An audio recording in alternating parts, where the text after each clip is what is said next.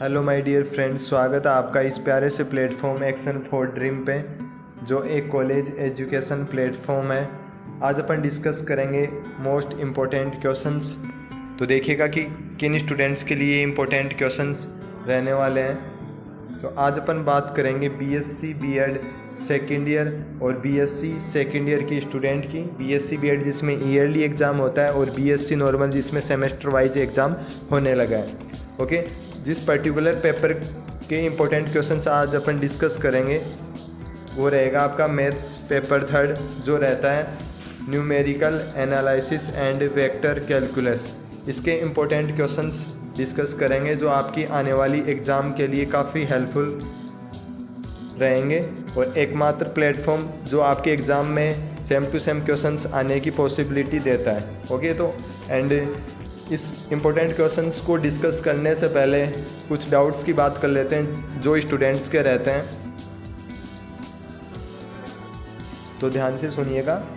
Student जिस भी university से हो, जिसके भी मैथ्स में न्यूमेरिकल एनालिसिस पेपर चलता है, उन सभी स्टूडेंट्स के लिए इम्पोर्टेंट क्वेश्चंस रहने वाले हैं, क्योंकि इस पेपर को इसी तरीके से सिलेक्ट किया गया है। क्वेश्चंस को जो इम्पोर्टेंट क्वेश्चंस हैं आपके प्रीवियस ईयर क्वेश्चंस पेपर को देखते हुए उन्हीं के अकॉर्डिंग इस पेपर को सिलेक्ट किया गया है। एंड ये क्वेश्चंस पेपर है वो आपको हिंदी और इंग्लिश दोनों लैंग्वेज में प्रोवाइड करवाया गया है। एंड जो ये पेपर है आपके न्यू एग्ज़ाम पैटर्न के अकॉर्डिंग तैयार किया गया है और क्वेश्चंस आपको यूनिट वाइज बताए गए हैं जिस तरीके से आपके एग्ज़ाम में आते हैं। एंड इन क्वेश्चंस के सॉल्यूशंस आपको हमारे प्लेटफॉर्म के द्वारा प्रोवाइड करवा दिए जाएंगे और इन क्वेश्चंस के आधार पे आप 90% तक स्कोर कर सकते हो एग्ज़ाम में। ओके, तो ये सभी क्वेश्चंस काफ़ी इंपॉर्टेंट है जो हमने इस पेपर में डाले हैं। तो इस पेपर से आपको आपके एग्ज़ाम पैटर्न का भी पता चल जाएगा, साथ में कि एग्ज़ाम में कैसे कैसे कितने नंबर के क्वेश्चंस पूछे जाते हैं, साथ में इस पेपर में वो भी दिए गए हैं। ओके, तो यूनिट फर्स्ट है, इसके इंपॉर्टेंट क्वेश्चंस देख लेते हैं। क्वेश्चन नंबर फर्स्ट है, इसके 2 पार्ट हैं, देखिएगा। इसी तरीके से आपको एग्ज़ाम में क्वेश्चंस पार्टीशन में डिवाइडेड मिलेंगे। ओके, तो ये सभी क्वेश्चंस बहुत इंपॉर्टेंट हैं आपकी आने वाली एग्ज़ाम के लिए, तो इन क्वेश्चंस को आप बिल्कुल भी स्किप मत करिएगा।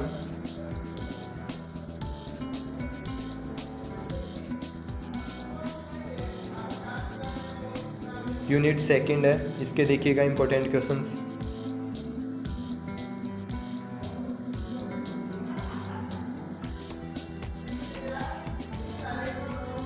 यूनिट थर्ड के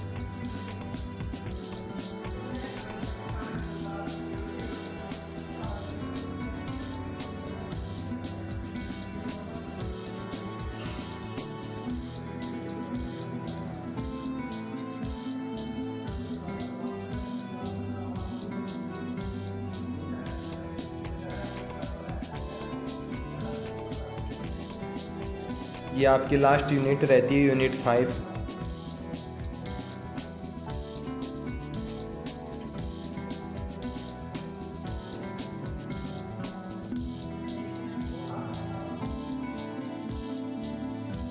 क्वेश्चंस आपको इसी तरीके से पूछे जाने हैं एग्ज़ाम में, जिस तरीके से इसमें क्वेश्चंस की मार्किंग की गई है और जिस तरीके से इस पेपर पैटर्न को तैयार किया गया है। ये क्वेश्चंस आपको आपके एग्ज़ाम पैटर्न के अकॉर्डिंग तैयार करके हमने ये पेपर दिखा दिया है। इनके अलावा कुछ और इम्पोर्टेंट क्वेश्चंस हैं जो आपकी बुक से हमने सिलेक्ट किए हैं, वो भी काफ़ी इंपॉर्टेंट क्वेश्चंस हैं, आप बिल्कुल स्किप मत करिएगा। देखिएगा, उन क्वेश्चंस को डिस्कस कर लेते हैं। तो इस तरीके के आपके रिलेशन आधारित क्वेश्चंस भी पूछे जाते हैं, इक्वल टू 1 + del। ओके, इस तरीके से रिलेशन बेस्ड क्वेश्चंस भी आते हैं आपके एग्ज़ाम में। तो जो आपकी बुक में 4 से 5 क्वेश्चंस दे रखे थे इम्पोर्टेंट, वो हमने यहाँ पे आपको सेलेक्ट करके दिखा दिए हैं। तो ये क्वेश्चन नंबर 4 था, ये भी काफ़ी इंपॉर्टेंट क्वेश्चन है, जैसा कि आप देख पा रहे हैं कि किन किन यूनिवर्सिटी में कब पूछा गया है।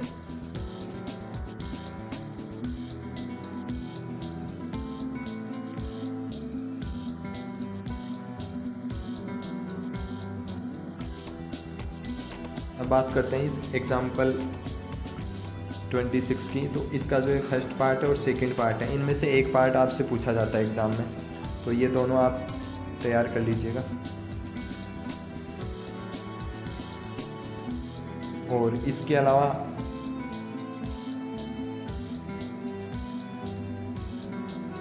ये पार्ट भी तैयार करना आपको, और बाकी ये 2 इम्पोर्टेंट नहीं है इतने। ओके, तो एग्जाम्पल 6 है, ये भी काफ़ी इंपॉर्टेंट क्वेश्चन है जो पूछा गया आपके एग्ज़ाम में।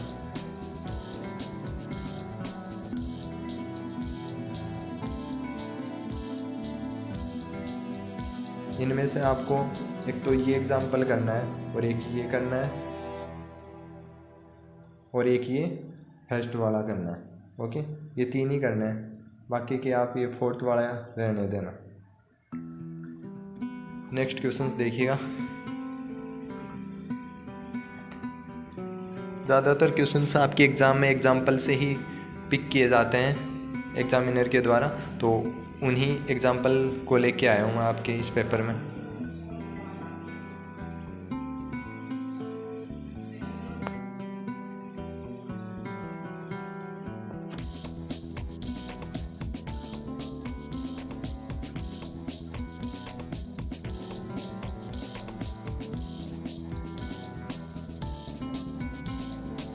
जनगणना आधारित क्वेश्चंस भी पूछा जाता है इस आपके न्यूमेरिकल एनालिसिस पेपर में।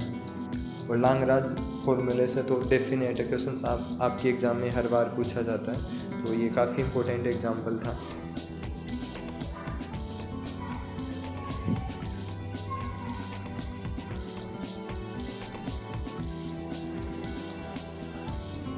एग्जाम्पल 18, ये भी काफ़ी इम्पोर्टेंट क्वेश्चंस है। अब यहाँ देखिएगा,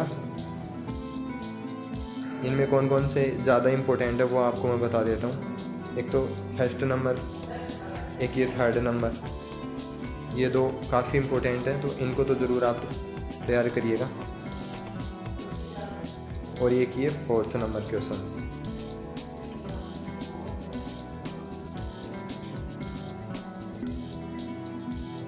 इस तरीके से स्टर्लिंग के फॉर्मूले बेस्ड क्वेश्चंस आते हैं, आपको एक वैल्यू देकर आपसे पूछा जाता है। जैसे इसमें पूछा गया है कि y28 का मान निकालिए। ओके,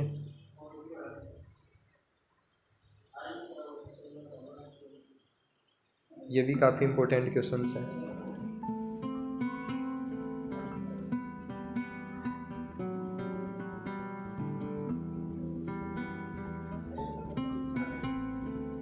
ये क्वेश्चन नंबर 4th, ये रहने दीजिएगा आप, ये ज़्यादा इम्पोर्टेंट नहीं है।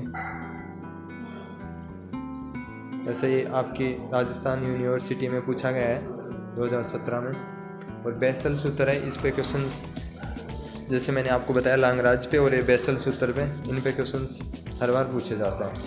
तो ये 2 ये इम्पोर्टेंट एग्जांपल था, तो ये तैयार कर लीजिएगा आप। और 1/3 और 3/8 रूल है ना, इन पे भी क्वेश्चंस आता आपके एग्ज़ाम में, तो ये इम्पोर्टेंट था ये एग्जांपल।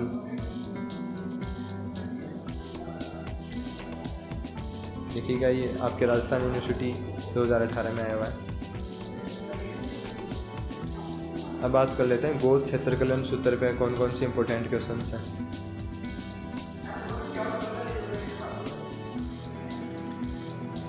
इसमें आप एक तो सेकंड पार्ट और फर्स्ट पार्ट, ये दोनों तैयार कर लीजिए।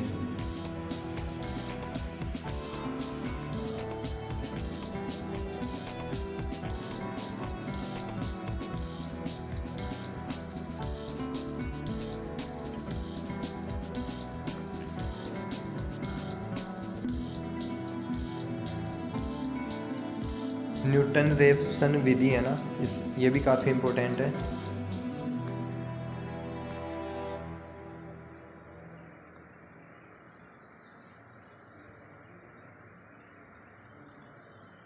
न्यूटन रेफसन विधि पे आपको ऐसे इक्वेशंस देकर भी क्वेश्चंस पूछा जा सकता है, अदरवाइज वो क्वेश्चंस भी इम्पोर्टेंट है। न्यूटन रेफसन विधि भी आपसे डायरेक्ट पूछ सकता है सिद्ध करवाने में।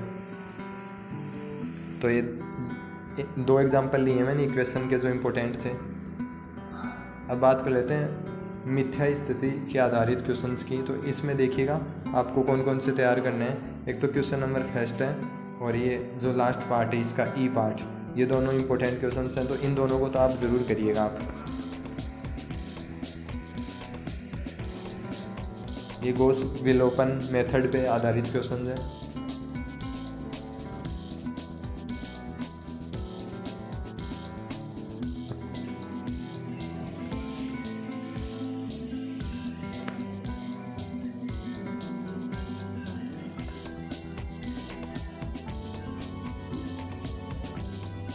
ये ई पार्ट कर लीजिएगा यहाँ तैयार। और इसके अलावा जो फर्स्ट है और सेकंड है,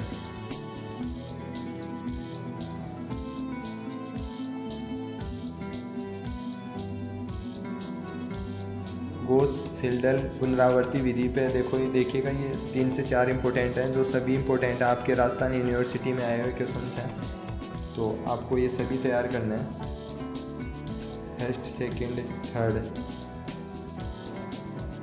और फोर्थ पार्ट भी काफ़ी इम्पोर्टेंट है। इनमें से एक क्वेश्चन डेफिनेट आएगा आपके एग्ज़ाम में।